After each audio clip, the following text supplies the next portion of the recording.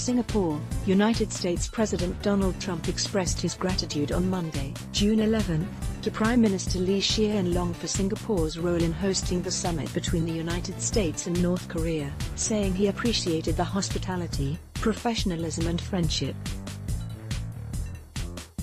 "We have a very interesting meeting in particular tomorrow, and I think things can work out very nicely. But we appreciate your hospitality and professionalism and your friendship. Thank you very much," President Trump told Mr. Lee as they began their working lunch at the Astana. The two leaders shared a warm handshake in front of cameras at 12:45 p.m. before they sat down with their delegations.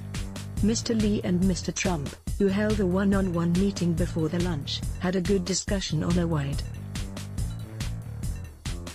range of regional and global developments, according to Singapore's Ministry of Foreign Affairs, MFA. An MFA statement said, both leaders reaffirmed the excellent relations between Singapore and the US across the economic, defense, and security spheres. President Trump thanked Prime Minister Lee for Singapore's hosting of the U.S. Democratic People's Republic of Korea (DPRK) summit. President Trump also expressed the U.S. continued commitment to engage the region and his support for Singapore's chairmanship of ASEAN. Mr. Trump also accepted Singapore President Halimah Yacob's invitation to make a state visit to Singapore in November 2018, in conjunction with the 6th ASEAN-US Summit and 13th East Asia Summit, said the MFA. Mr. Lee and Mr. Trump last met in October 2017, during the Singapore leaders' official working visit to Washington at Mr. Trump's invitation. Mr. Trump, in his presidential state car nicknamed the Beast, arrived at the Astana before noon.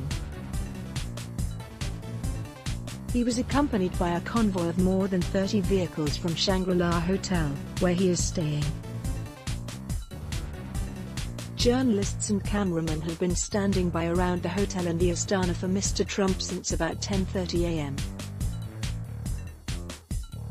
Mr. Trump's delegation includes the following: Ms. Stephanie Siptak Ramnath, Charge d'Affaires at the U.S. Embassy in Singapore; Mr. Matthew Pottinger, Senior Director for Asian Affairs of the U.S. National Security Council, NSC; Mrs. Sarah Huckabee Sanders, White House Press Secretary; Mr. John Bolton, U.S. National Security Advisor; Mr. Mike Pompeo, U.S. Secretary of State; Mr. John Kelly, White House Chief of Staff; Mr. Stephen Miller, Senior Advisor to the President for Policy; Ms. Mira Ricardel, Deputy National Security Advisor; Ms. Sarah Tinsley, NSC Senior Director for Strategic Communications; Mr. Peter Michael McKinley, U.S. Ambassador to Brazil; and Ms. Melissa Brown, Counselor for Economic and Political Affairs at the U.S. Embassy in Singapore. U.S. President Donald Trump leaving the Shangri-La Hotel. Members of Prime Minister Lee's delegation include Deputy Prime Minister Tharman Shanmugaratnam, Law and Home Affairs Minister K. Shanmugam, Foreign Minister Vivian Balakrishnan, Communications and Information Minister S. Iswaran and Education Minister Ong Ye Kung. Mr. Ong posted a Facebook photo of Mr. Trump, Mr. Pompeo and Mr. Kelly at the lunch. A copy of the menu was spotted in the photo. The Straits Times understands that the lunch was catered by Gordon Grill at Goodwood Park Hotel. Dishes on the menu include Angus beef tenderloin, lobster bisque and cherry jubilee with clotted ice cream. During the meeting, the officials also celebrated Mr. Trump's birthday. He is turning 72 on June 14. Foreign Minister Vivian Balakrishnan posted a photo of Mr. Trump posing with the birthday cake. "Celebrating birthday, a bit early," he wrote. The U.S. delegation left the Astana shortly after 2 p.m. Mr. Pompeo, in a statement after the working lunch, said Mr. Trump and the entire U.S. team are looking forward to Tuesday's summit with North Korean leader Kim Jong-un. "We have had substantive and detailed meetings to date, including this morning with the North Koreans. The president is well prepared for tomorrow's engagement with Chairman Kim. The U.S. position remains clear and unchanged. Mr. Trump held a meet-and-greet session at Shangri-La Hotel after his engagement at the Astana. At about 2:15 p.m., he gave a 20-minute speech to about 200 to 250 servicemen, embassy staff and Americans working here, thanking the embassy staff for their preparations for the summit, according to some attendees at the closed session. Mr. Trump also described the lunch with his Singapore hosts as positive, and told the crowd he looked forward to the summit on Tuesday. Mr. Liam Jiman, an American who worked in Singapore as a criminal intelligence officer at Interpol for the past 2 years, the president was very thankful for all the preparations Americans in Singapore, especially the embassy staff, has been putting in. He said he was also confident about the summit with North Korea. Added Ms. Kartika Johnson, 45, who attended the event as a relative of a U.S. embassy staff. He made us feel appreciated. Mr. Trump landed at Paya-Lebar Air Base just the night before, after attending the Group of Seven, G7, summit in Canada. He retracted his endorsement of the major economic powers joint communiqué while on his way to Singapore. Meanwhile, diplomats from the US and North Korea met behind closed doors at the Ritz-Carlton, Millenia Singapore Hotel, in a bid to narrow their differences ahead of the summit between Mr. Trump and Mr. Kim on Tuesday morning.